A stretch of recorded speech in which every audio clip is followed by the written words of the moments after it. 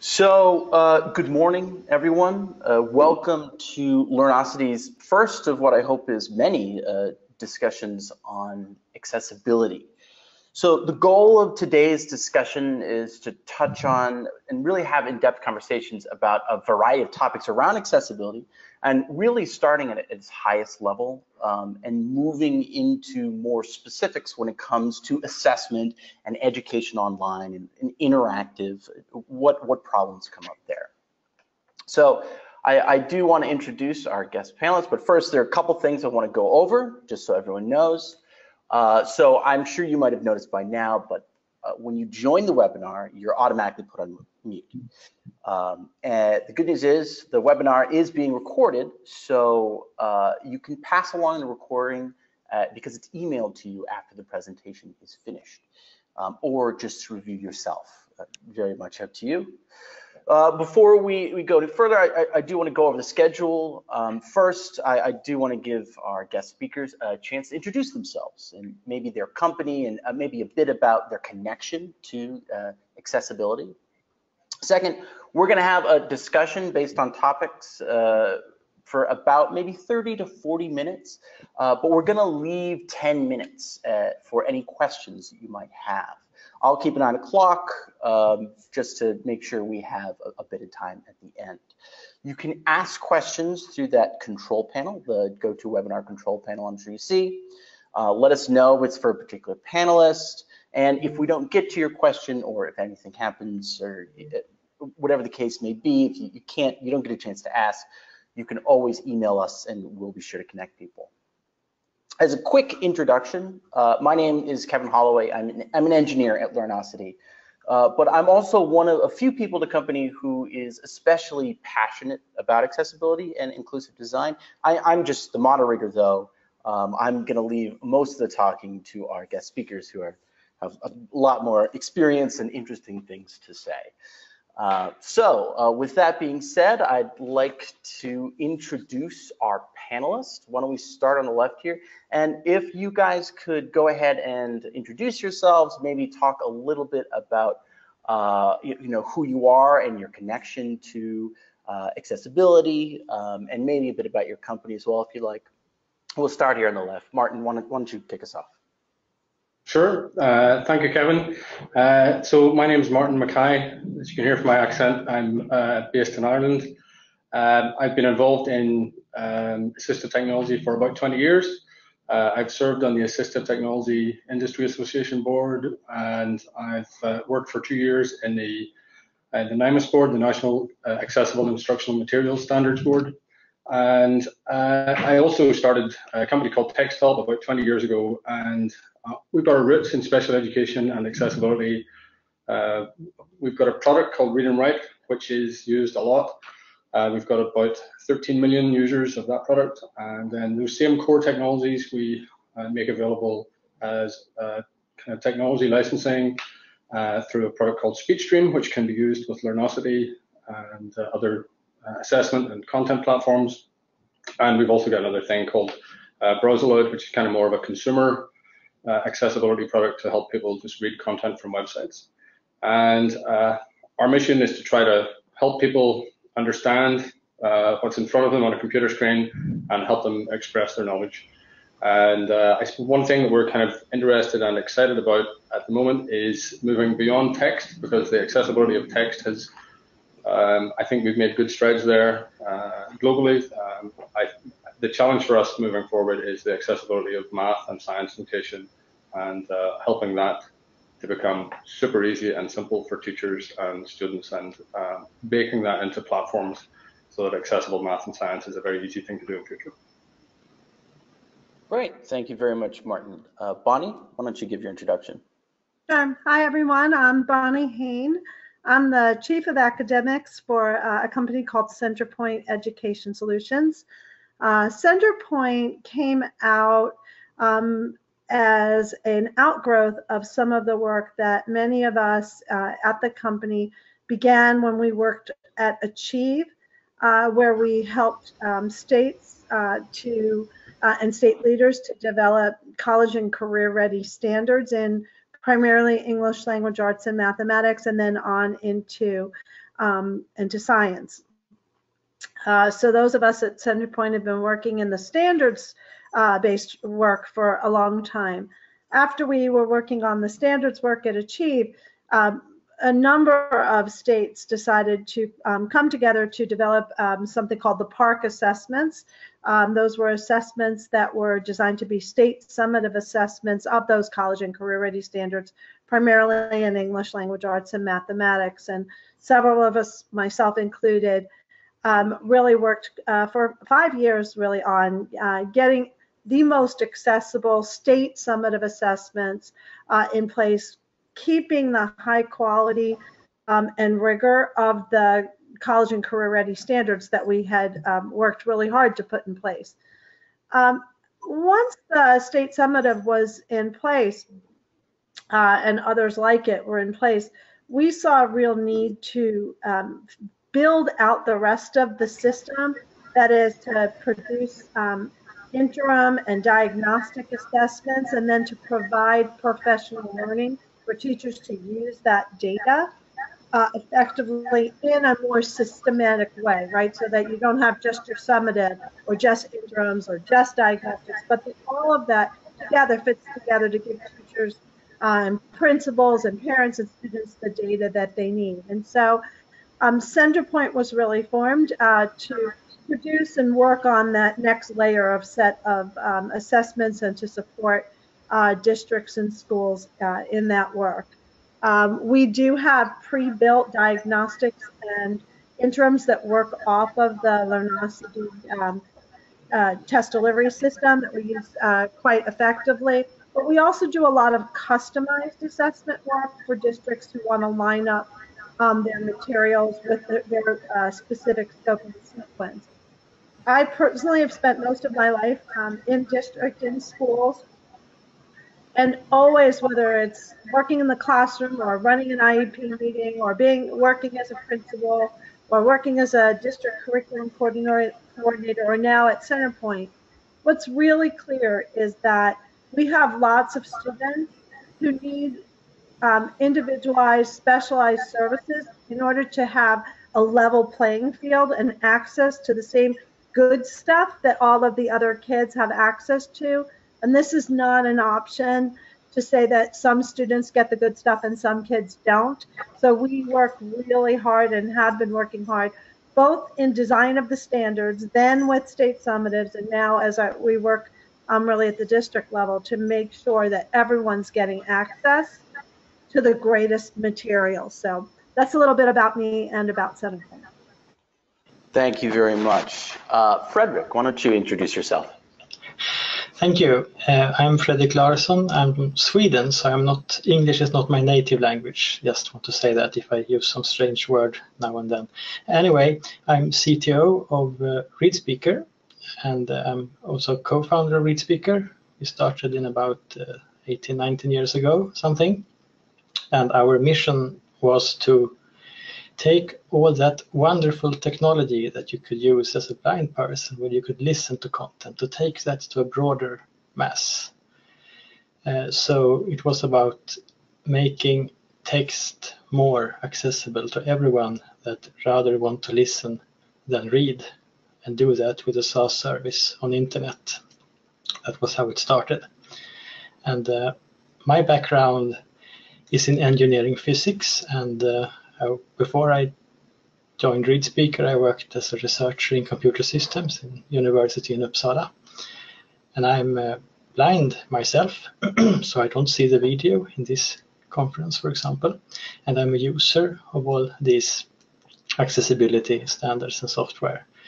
So I started with text-to-speech in mid-80s, and being a system developer engineer, studying math and chemistry and this with talking books, I'm well aware of what it means to present information in audio. So I also worked quite a bit with ISO standards in the middle of the 90s during my research career, and have of course followed W3C and HTML from 93 or something. And I also love accessibility. Perfect. And last but not least, Bryan, why don't you introduce yourself? Thanks, Kevin. Hi, everyone. I'm Bryan Ayres. I'm the Accessibility Manager for K-12 Incorporated. We are a K-12 company that offers curriculum and resources to schools nationwide. And our overall arching goal is to provide individualized learning and to make that as accessible as possible. I have 32 years of experience working with people with disabilities, both as a teacher and an assistive technology consultant.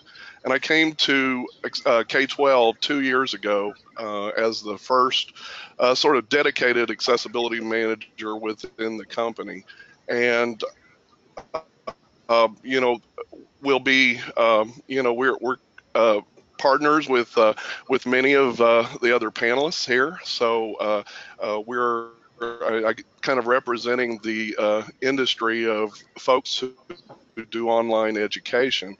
I am also a assistive technology specialist and have worked specifically around low vision blindness issues and text-to-speech and learning differences. So that's kind of my background.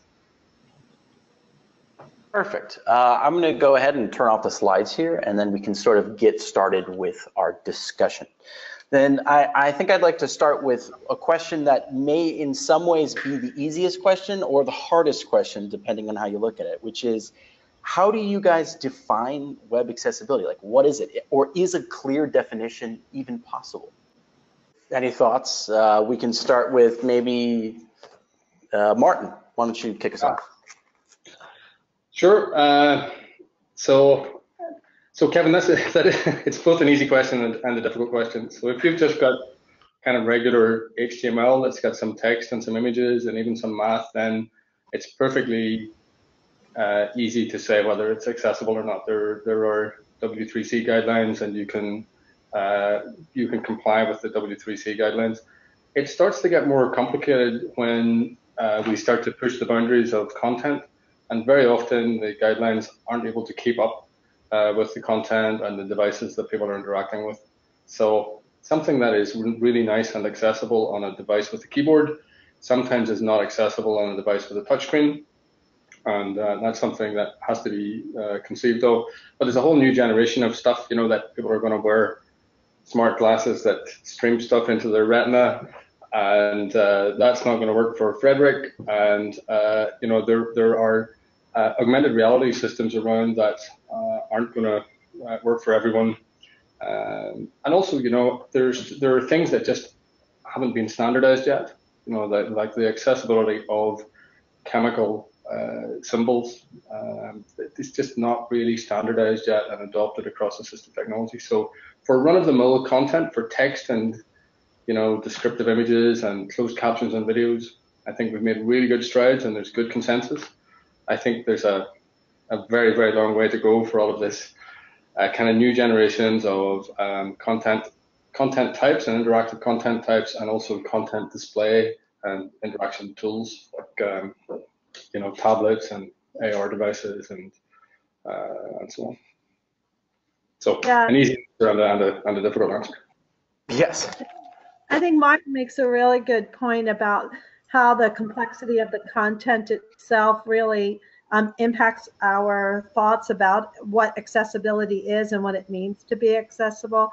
You know, as we invent new ways to communicate with each other, you think about even today, the webinar that is taking place where we are all sitting in different countries. This wouldn't have happened 20 years ago, right? We would have had a face-to-face meeting in all likelihood. So the technology is changing so fast, and the ways that students and people in general are putting sound and image and text all together in really unique ways means that the different ways of thinking about what it even looks like to make the material accessible to what are an abundance of different individualized needs. I mean, I think Bryan talked about the work they're doing at K-12 around personalized learning, and accessibility and personalization go hand in hand. Everyone has some wonderful abilities and also some abilities that are not don't make work as easy as one might like, and the specifics around the content really dictate that. So finding the many ways to pull as many people in to being able to communicate and share ideas with each other, I think that's at the core of the accessibility, whether it's technology-based accessibility or other forms of accessibility. Yeah, I agree. I think the individual needs, that's one of the biggest discussions to have today. Frederic, any thoughts? Yeah, I think it's quite easy to make a definition, so to say that it is convenient access to the system regardless of disability. I think that is the definition, so to speak, of web accessibility.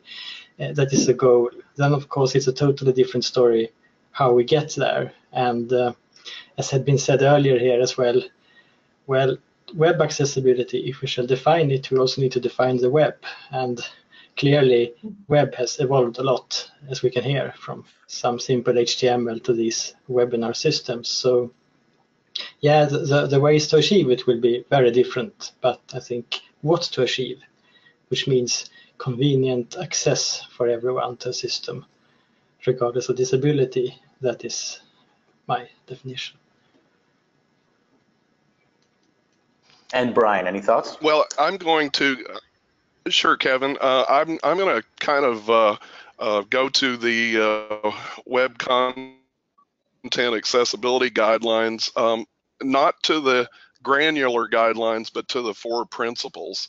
You know, one of the things I think a couple of our panelists have been involved with this since it sort of originated, or as we've been going along with the WKIK efforts, and the POUR principle, or the perceivability, operability, understandability, and the robustness or interactivity of the WKIK was designed so that as we changed our technology, that there would be those kinds of things that put it into the human-machine interaction kind of a component, so that we can kind of analyze that. Having said that, I have to say that, you know, the web content accessibility guidelines for us are also minimum sets of standards that we certainly need to generate our efforts towards, but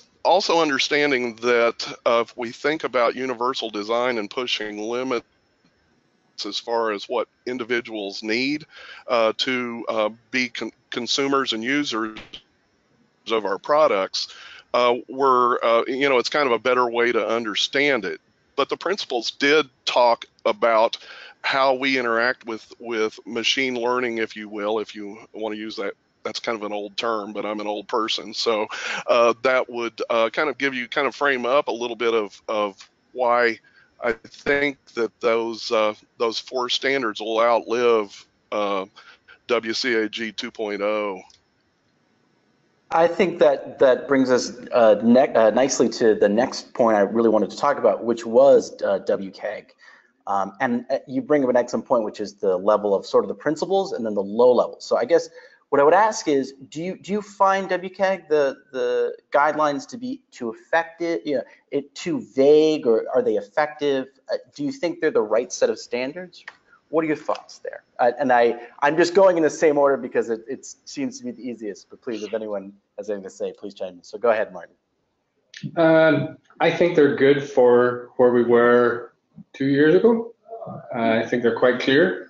Unfortunately, the standards have to follow the practice. The guidelines are there, but they need to be interpreted. And when new devices come around and you've got a multi-touch device, and the thing that you hold responds differently depending on whether you've got 2 fingers on it or 3 fingers on it, and if you stretch, how we make that accessible is a complicated thing, and it's subject to a lot of interpretation. We're working on an accessible diagramming and math tool currently.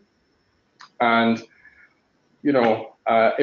if someone is looking at a shape on the screen and I tell them that it's a parallelogram and its color is 255, 232, 212, that doesn't say that this almost black.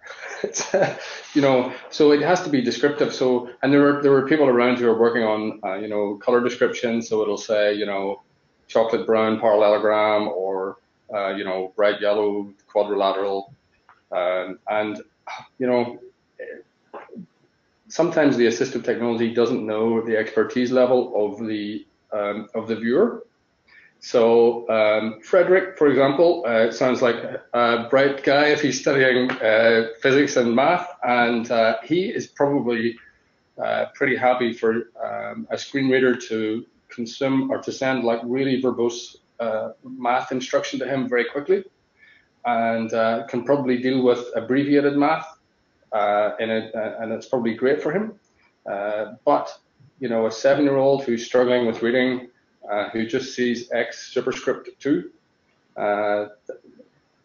he doesn't want to hear X super 2.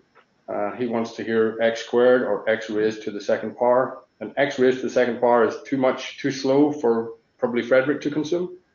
So there's a lot of work to do there. What the guidelines tell us to do is to make it apparent what the text is, but making it apparent really to some extent depends upon the viewer and the viewer's needs.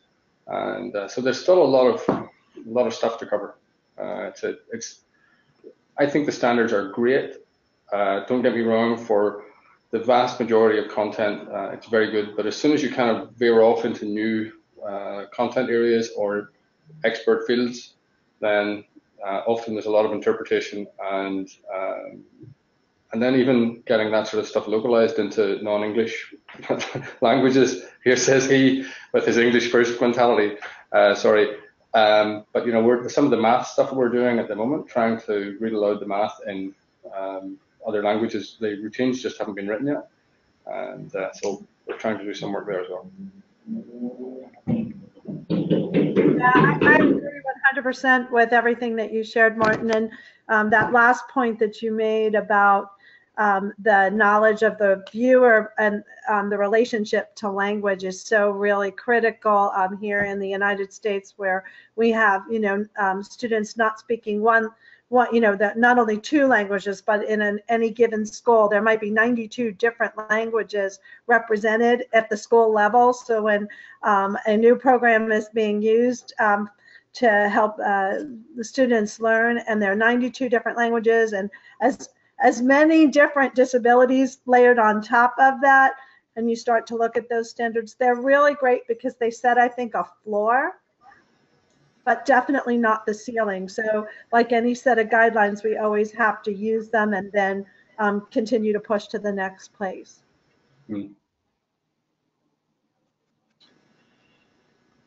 How about you, Frederic? Yeah, I remember when I saw this WAI for the first time, the 1.0 document, I think it was not vague. It was okay from a technical standpoint. It was very exact, telling you what technical mechanisms to use to achieve what result. But maybe that was written more for a technical audience, and when it started to be used more in the society, you needed legislation and you needed people that should have analyze requirements, and so then it was maybe a bit too abstract. So the WKIK 2.0 was good there because it really split the technical tips and tricks to achieve stuff from the principles. And that was, of course, so we could use the principles when the technology evolves. But I also think these principles are useful in guiding us on how to achieve all the new stuff that we need. So the web content guidelines, they are not vague and they are efficient for what they can answer, but there are also a lot of other accessibility that you cannot really find the answer in those guidelines. For example, with the math example here, where you really want to describe it in one way if you're blind, for example, and another way if you have learning difficulties with math, which you can have with certain disabilities. And if you, for example, are blind and also have these kind of disabilities, then there might be a third combination. So they will not cover everything about accessibility, but they are efficient in what they try to cover, I would say. And Bryan?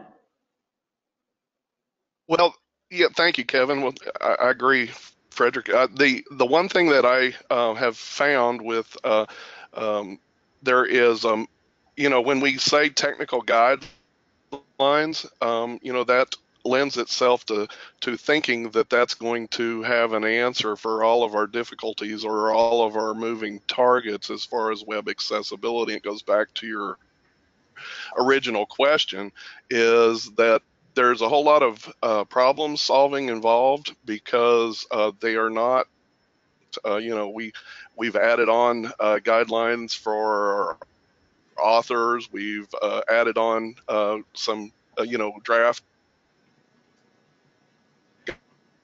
guidelines for our mobile devices, and we're, you know, we've got a lag between the time that we can all get together and create a set of guidelines and where the innovation of the technology innovation has led us. So in that particular instance, I'm going to put it in the context of what we do within a product development for an online learning company. It means that testing can't just be done to check for accessibility without input from users and from a user experience point of view, and including that in our, you know, including that in our consideration as far as how we're doing as far as the accessibility piece is critical. And I think that's, you know, that's become more and more over the years. You know, I've had a long career at this, and in the past, people didn't even ask users with disabilities what features they needed and things like that. And now I think that is of primary consideration. So our user experience and our platform teams work together and are continuing the effort to work together and to involve information from consumers and users and their families on what can drive, what would be needed, what would be nice to haves, what are must haves for particular disability types. Those are not all granular things that are spoken of in WCAG. I think, like Bonnie said, it's a floor, but it doesn't give you the technical standards of today's innovation. It just gives you kind of a starting place, and then you've got to make some decisions as a team based on that. So that's kind of the process we use, but it does mean you can't also use you know, automated. You've got to actually get in there with a screen reader. You've got to get in there with text-to-speech engines. You've got to get in there and check your color contrast. You know, it means that you've got to take those steps and make sure that people understand those pieces. So I guess that'd be my my input on how the WKIK guidelines drive us and sort of lag a little bit behind, like Martin said. So do you think, based on that, do you think that accessible design and the standards around it is sort of still in its infancy? Or do you think that it's sort of more like maybe like a treadmill where it's just a constant effort that you have to make and keep pushing forward?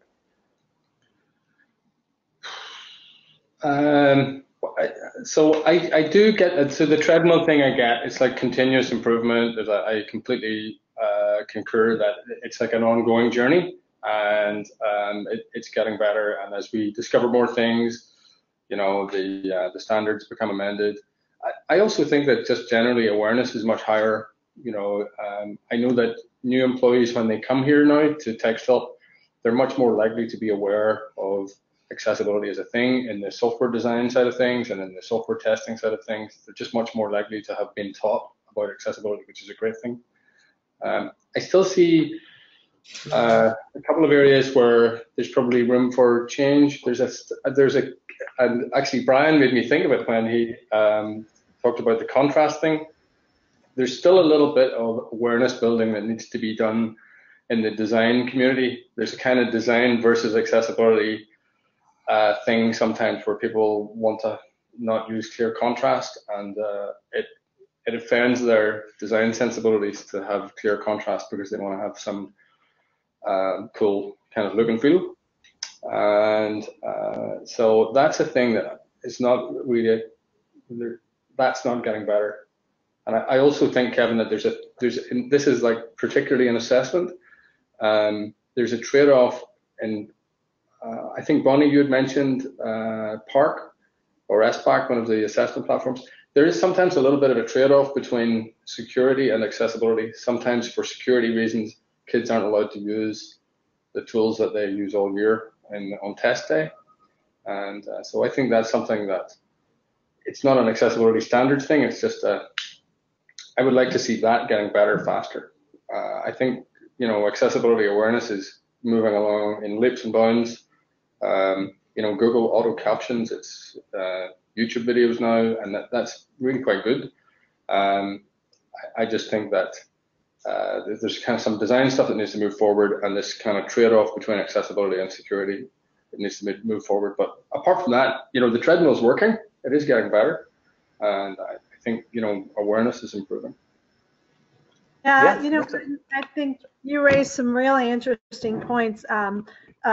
In particular, when you talk about the difference between the technology know-how and capability and the design. Most of my life has been spent as a content developer, right? Not as a technology-based person, but I've learned in creating high-quality content, it's no longer acceptable to say I don't know how that works with the technology, right? Because when you're talking about accessibility, if you understand where the technology lines are, then you can design from the outset. We talk about universal design for learning in terms of the content. Well, there's impact on the relationship with the technology. So the more content developers understand the technologies and the available assistive technologies and where things are headed, then one can design the content from the outset to be more integrated and to work more fluently for accessibility purposes. So one can be thinking about the content itself in relation to all of that work. Also, your point about security and how testing security impacts the quality of the accessibility. I think that that's something that we just have to continually push at because if we truly want all students, we say all students, if we really mean all students, then we have to be open to working harder at focusing less on how we keep the bad things, you know, the security piece from impacting the quality of the education that students are engaging in. And I think that's an area ripe for ongoing work. Yeah, I also agree that discussion about security and trade-off with accessibility, that's one of the more important ones, especially for some groups of disabilities. It really comes into collisions. I also think that accessible design, that's something that will change all the time. It's not about something being in an infancy and then it grows up and it's ready, because the more we learn about different disabilities and the more we learn about how people work and what is easy and not easy, we will continue to change these standards. And because our view of what is accessible will change. In general, I think standards are quite often mature, but there is a little bit of the same problem with standards as it is with the legislation, for example, because if you start really early to think through everything and get a good standard ready when it's time to use it, it might mean that you standardized something else and finally was becoming used. And on the other hand, if you wait too long before standardizing to make sure that you get something standardized that really is used, then you instead run the risk of not being able to think through everything because it's going to go too fast. So yeah, I think it's something that will evolve all the time.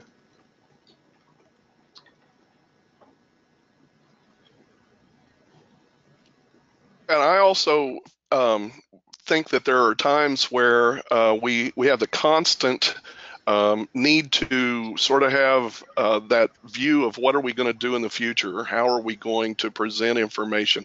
Are there times where a lab activity or a tactile activity is of enough benefit? That's poorly defined in our regulations and in what drives WCAG. And you know, having online curriculum plus a lab, that is hands-on, sometimes is merited, and certainly for certain populations and certain groups and certain competencies, it's real important. So, one of the things too that this brings up is how do you achieve 100% when we can't define the whole issue of what accessibility really is? And so I think, as all of us have said, it's kind of a journey. The destination is still down the road, and we probably have to reset our treadmill every once in a while, Kevin.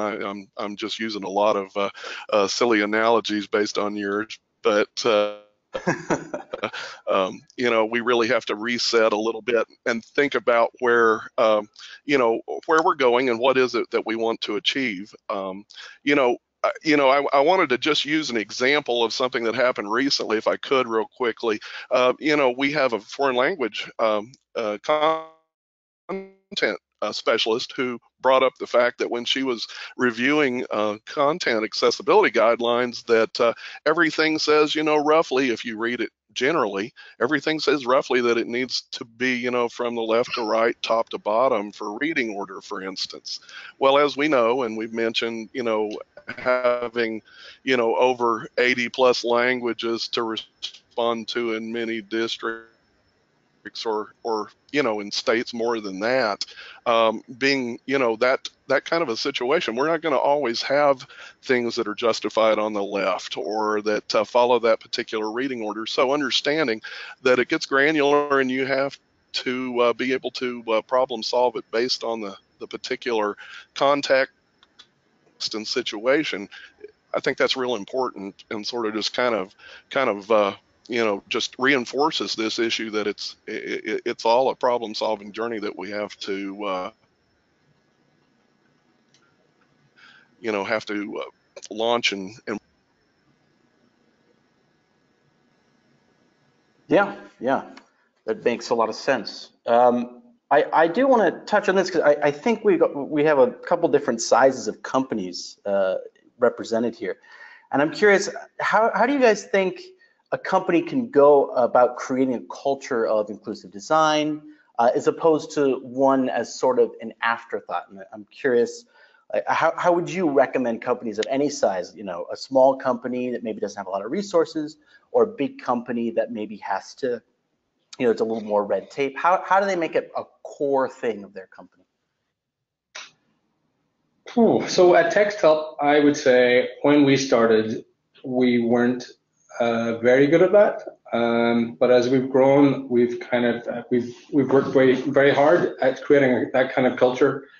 And it starts out with how we talk about our company and how we describe what our mission is and what our goals are. And then hopefully whenever people even apply for a job to work here, they know front and center, this is our mission. Our goal is to try to help people with content, and we're all about accessibility. So, usually when people come, they've done some background research.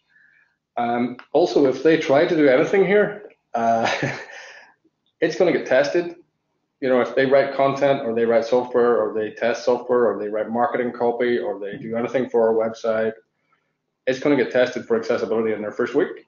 And they'll very quickly get into the habit of, if they want what they do to make it to the real world, they'll very quickly get into the habit of making sure that it's accessible. We also do some training for new recruits every 8 weeks or every 10 weeks. We have someone come to the company to do a kind of, it's not an accessibility awareness thing, it's a disability awareness thing, where we have someone come for a day and talk about what it's like to have 4 or 5 different types of visual impairment and kind of learning difficulties and physical difficulties, motion and dexterity issues, and so on. And it's very good. You can get the kind of gloves to wear that make it hard to grasp things, and then we ask them to go and perform a task with the kind of old person's arthritic gloves on, and it really gives people a good understanding that, you know, their youth and abilities are, if they have them, still their own one, and as they grow older, they're probably going to collect a bunch of disabilities, and it's better that we design for everyone now. Yeah, so a kind of combination of training and then training and verification that they're in compliance as well. You know, every piece of software that we sell, we have a VPAT.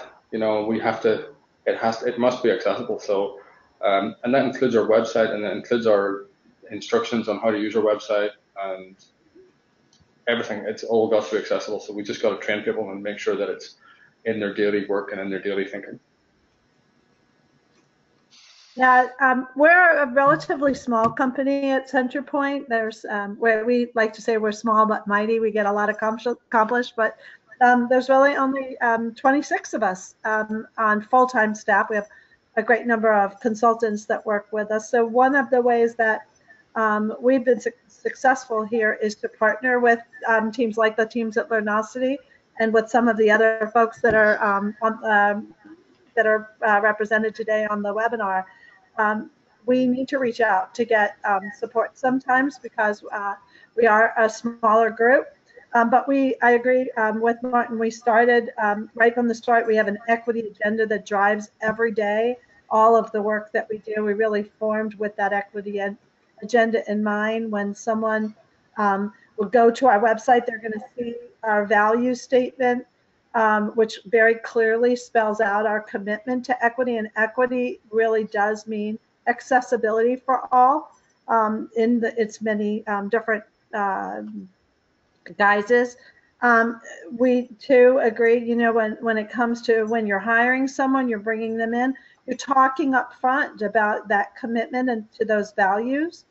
And you're making sure that on a day-to-day basis, as new material is developed, as new content is coming into being, it's always at the forefront and one of the first questions you ask and think about, rather than looking for retrofitting, which we all know doesn't always give us the best quality work in terms of accessibility. Yeah, this might very well be one of the hardest questions during this webinar, I think. As a small company, it can be difficult to have time to do stuff, but I am a believer that accessibility does not take that much time. On the other hand, when a company grows, there are going to be more people that needs to learn how to do, and to keep the culture might become more difficult.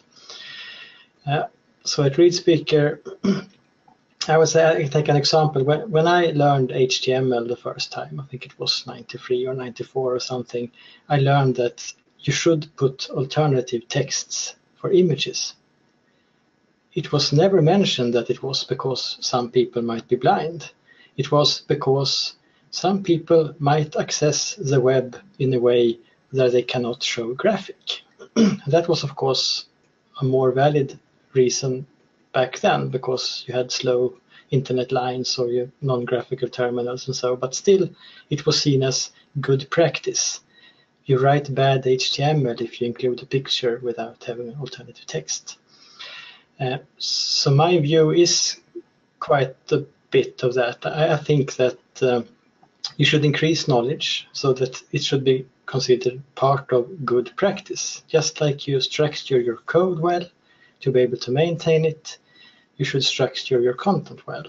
And I think that is what is really needed, and that everyone understands that this is a joint responsibility in the society. So when delivering products, one should not take the fastest route, because that might not give the best quality. So keeping that mission and making sure that the software development process gets room for this. I think these are the two important things.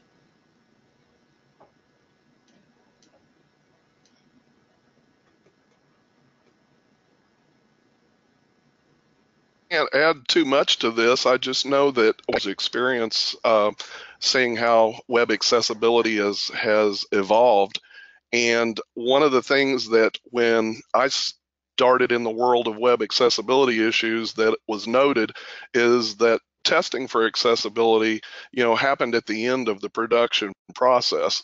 And now, if you test from the wireframing and planning stage all the way through any kind of changes that you're going to make and all of those pieces and landmarks along the way. And if you don't, you're going to pay a real price in content. You're going to pay a real price in the timeliness of delivery of services. You're going to probably pay a price in the overall accessibility of the product. So it's just absolutely necessary to include it in the other thing that I like that everybody has mentioned is it's got to become a cultural in your company. It's regardless of size. And K-12 was formed with a mission associated with individualized learning. And if you're going to have that kind of a mission, the culture needs to drive that, and accessibility should certainly be a part of that. So, again, that's probably, and I agree, Frederic, this is the toughest thing to change, and it's the toughest thing to communicate sometimes. But it's probably one of the most critical. Great, thank you. So I know we have about 12 minutes left, so I do want to switch over the questions that I've gotten from the people at the webinar. I have 1,000 more questions, but I do want to get to theirs as well. So I'll start here, and please, if you have any questions, just add them, and I'll try my best to get to all of them. First question. How should we address situations where it is impossible to make certain apps accessible for people with a certain type of disability? For example, to understand visual design in different colors, you need the ability to see well. How would we successfully teach a visually impaired person something that requires vision to understand? How would we provide inclusion in cases like this? Thank you.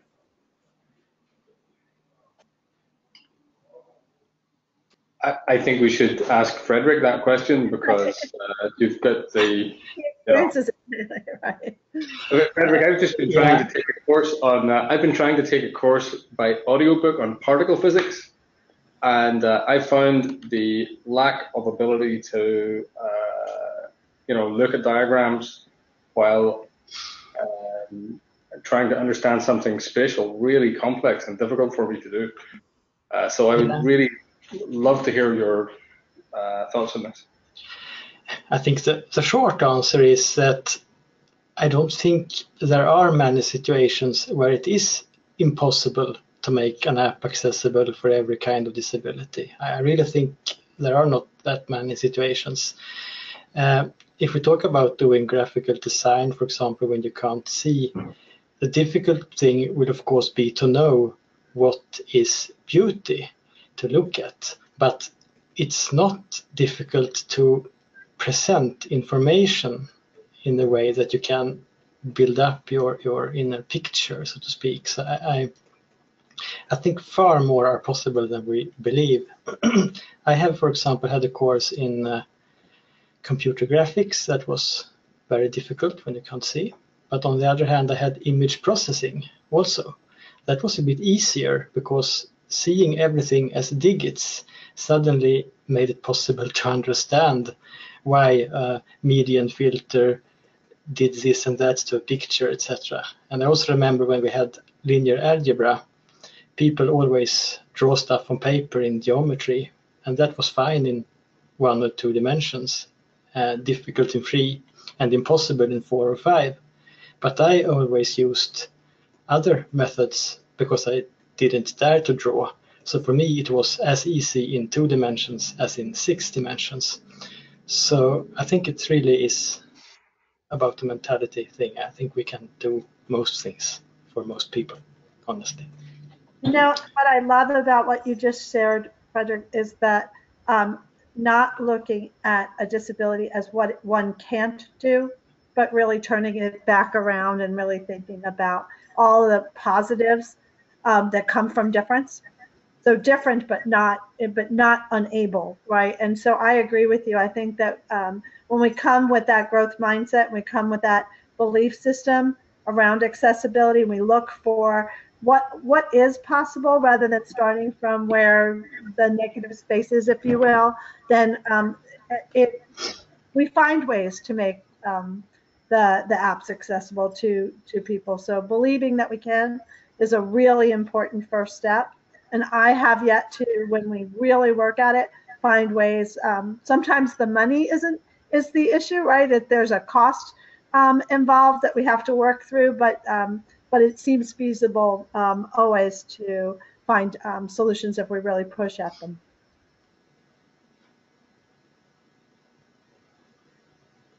Perfect. So I've got another question here from Joel. Joel here, I'm a coordinator of learning technology at a higher ed institution. Perhaps anyone can share any experiences they have with accessibility in teaching a computer programming class. Thank you.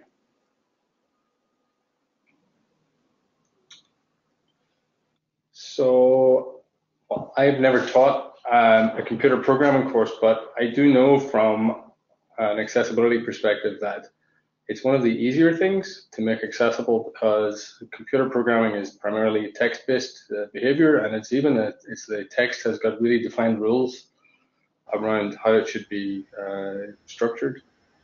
And yeah, I don't think that, I mean, so I'm not a teacher, so I can't really comment on it, but it should be, a perfectly doable thing. Again, I would defer to Frederic in this. No, but I totally agree. I think the difficult part now when children in school start to learn programming will be the beginning phase, because there are so many methods to teach programming that are graphical there and coordinate systems and controlling robots, etc. I think the hard part to teach programming will be the beginning and not the advanced stuff. What I do hear from some students at university is that they sometimes get stuck because the teacher thinks they should use the same tools as all the others, which means that you might use a graphical user interface for programming that might slow you down a bit, where you should maybe use the command line alternative, but it's still the same programming. So I think that highlights quite an important principle.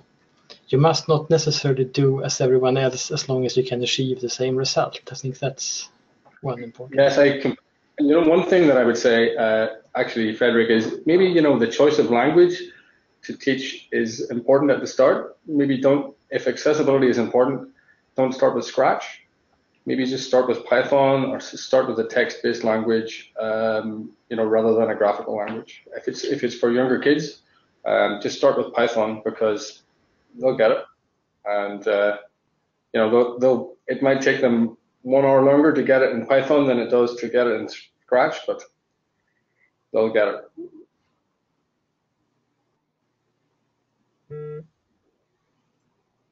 One of the things I think we have to do too as educators is to analyze kind of the baggage that we carry with us from from past imprints, if you will, of learning. It's very possible, like we've said, if we think of this in a universal design kind of a mindset or a framework, that that we're going to be able to come up with a solution.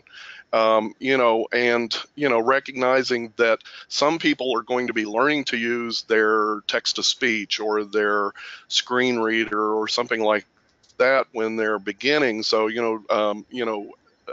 figuring out a way, for instance, like you said, using a text-based programming language first, or not utilizing things that are completely visual but that are multi-sensory.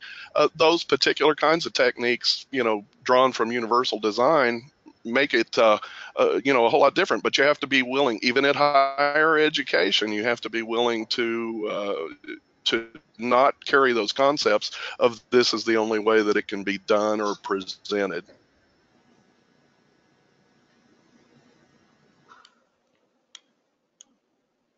Perfect, thank you.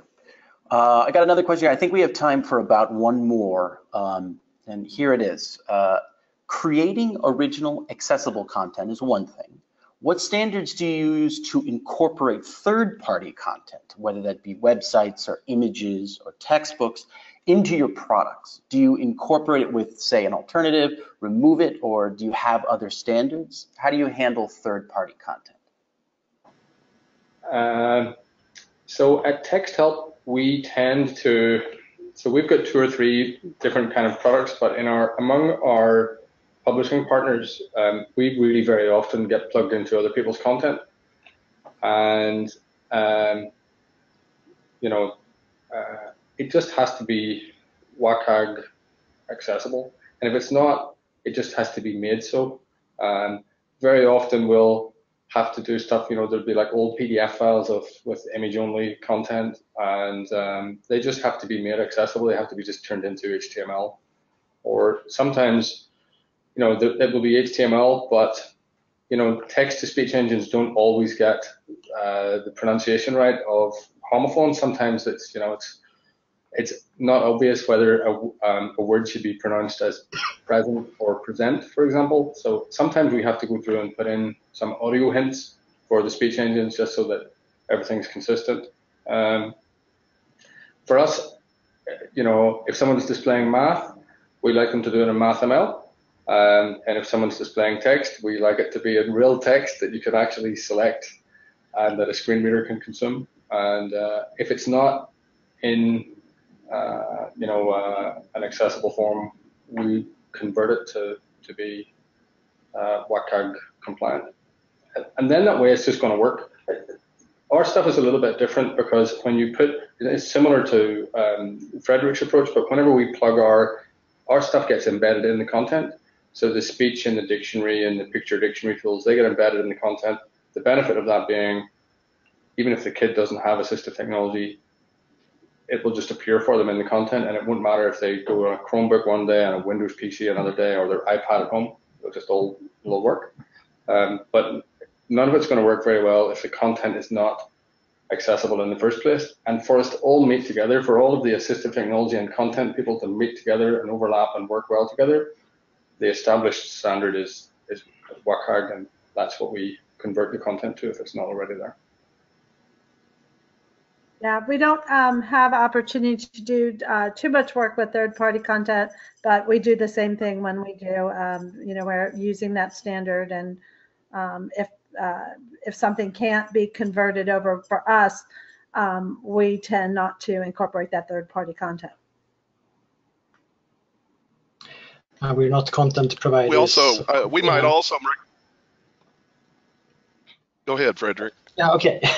Yeah, we're not content providers mainly, but of course, if you're a content provider, you can maybe think about doing adaptions instead of using the third-party content right off. But in our case, you can never get content to be more accessible than it is. I mean, if you have a third-party content that is not accessible and you include it in an ever accessible platform, you will still not be able to get it accessible. So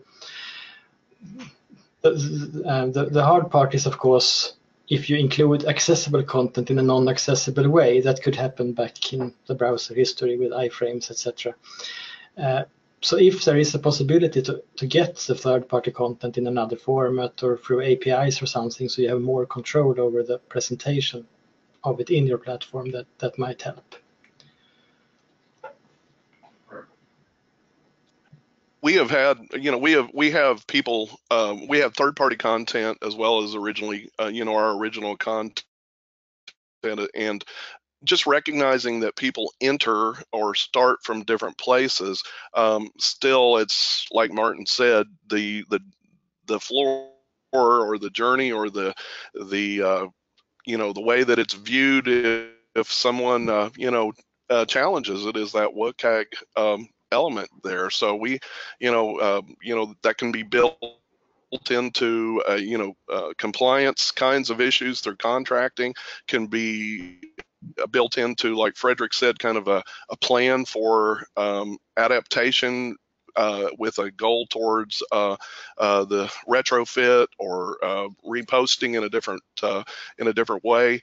All of those are pieces that you should consider and should be on the table. But that WCAG is really right now what you need to think about as far as the the entry of third-party content.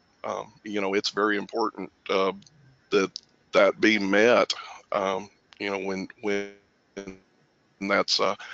When that's considered. And with that, I think we've hit the hour and reached our time. I know there were a lot of questions we weren't able to get to. Don't worry, we will collect them and reach out as needed. And you can always email us at, I believe it was marketing@learnosity.com. Let me double check that. I want to thank all our guest speakers here who did a fantastic job. I thought it was a great discussion. I learned a lot. And thank everyone who came. So thank you all very much, and you will receive the recording by email shortly. Thanks again. Thank you, Kevin. Thank you, everyone. Thanks, Kevin. Bye, everyone. Bye, everyone.